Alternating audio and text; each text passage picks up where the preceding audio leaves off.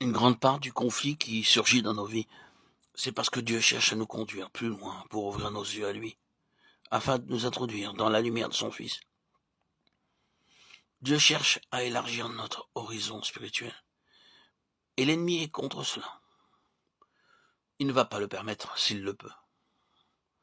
Donc le conflit survient. Nous ne pouvons peut-être pas le comprendre, mais très, très souvent, la plupart du temps, c'est ce qui se passe. C'est-à-dire que le Seigneur poursuit quelque chose dans nos vies et Satan dit, ils ne le verront pas, si je peux l'empêcher. Alors il s'élève une puissante guerre.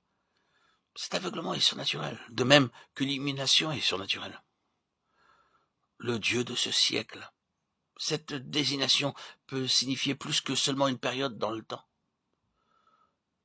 Cela peut vouloir dire tout le temps, parce que dès le commencement, Satan s'est acquis la royauté sur l'homme. C'est ce qu'il cherchait, usurper la place de Dieu. Obtenir de la vie de l'homme ce qu'il y a de valeur, être Dieu, être adoré, ce qui signifie simplement prendre pour lui-même ce que l'homme a de valeur.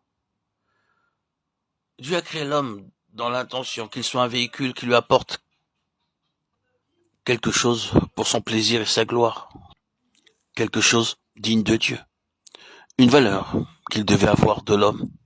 Satan dit, je vais avoir cette valeur. Dieu a investi quelque chose dans cette création, quelque chose qu'il va obtenir pour lui-même. Je vais l'avoir. Tout ce qui est arrivé dans le jardin d'Éden était la façon de Satan de supplanter Dieu dans le cœur et l'intelligence de l'homme, et d'obtenir de l'homme ce qui était le droit de Dieu, l'adoration. Ainsi, par le consentement de l'homme et sa chute, Satan a pris le titre de Dieu de ce siècle dans ce monde. Et il le tient depuis lors. Ce siècle veut dire le cours de ce monde, le Dieu de ce siècle. Or, l'illumination spirituelle est le plus grand danger pour que Satan puisse maintenir son rôle de Dieu. Il ne tiendra pas longtemps une fois que vos yeux seront ouverts.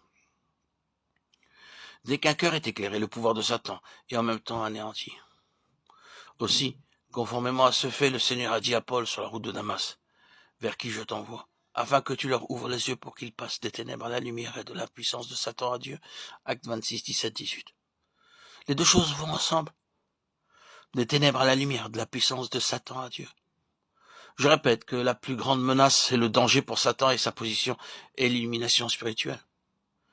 À cause de cela, il doit trouver le terrain sur lequel perpétuer et maintenir sa position, son rôle de Dieu de ce siècle.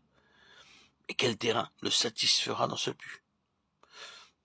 La réponse est le terrain naturel, le terrain du moi, de l'ego, le terrain charnel.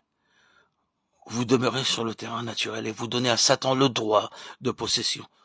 Chaque fois que nous le faisons, l'emprise de Satan sera fortifiée.